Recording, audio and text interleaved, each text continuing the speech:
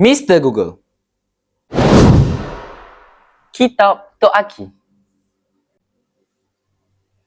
Ilmu di hati, teknologi memperkasa generasi.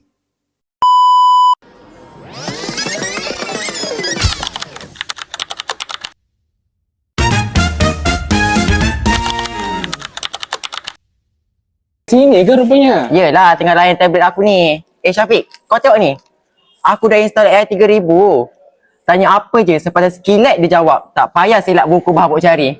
Alah, hebat sangat ke? Kalau aku tanya kenapa kucing takut air, dia boleh jawab. Itu soalan budak tadika. Ni, cara kira luas permukaan sfera pun dia bagi. Siap dengan animasi 3D.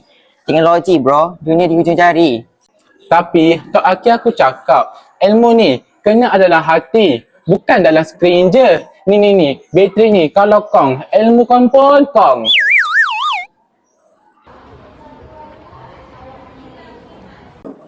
Cikgu. Bangun.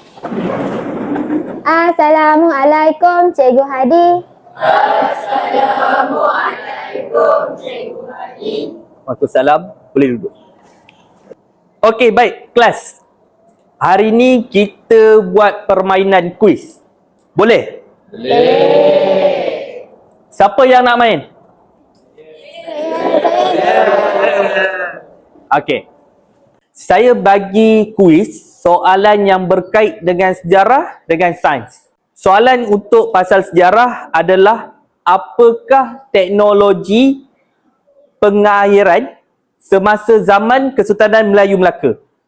Dan untuk sains, bagaimana kita boleh aplikasikan atau modernkan konsep itu dengan sensor IoT.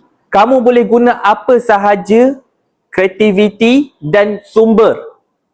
Kemudian, kamu boleh berbincang dengan kumpulan kamu masing-masing. Mesti aku menang. Dah dapat, boleh jumpa saya terus dekat bilik APD. Okey? Jadi, kelas boleh bersurai dan cari tempat masing-masing. Weh korang, apa kata kan kita bincang dekat pondok bacaan je, korang nak tak? Boleh, jom. Kita buat kat musola lah. Kat musola pun okey juga. Boleh. Jom. Syafiq, jelah kita pergi pusat sumber.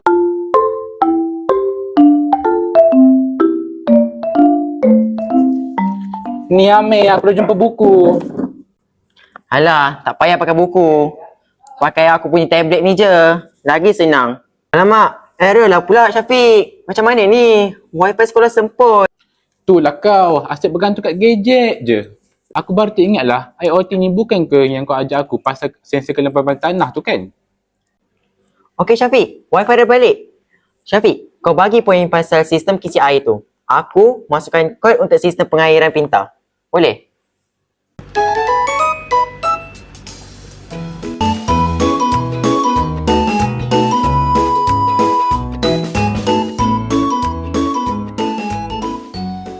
Slide seterusnya. Apa salah ada Orient pula? Aduh, kenapa tiba-tiba ni? Aku salah slide lah. Okey. Syabas, dah habis pun pembentangan kita.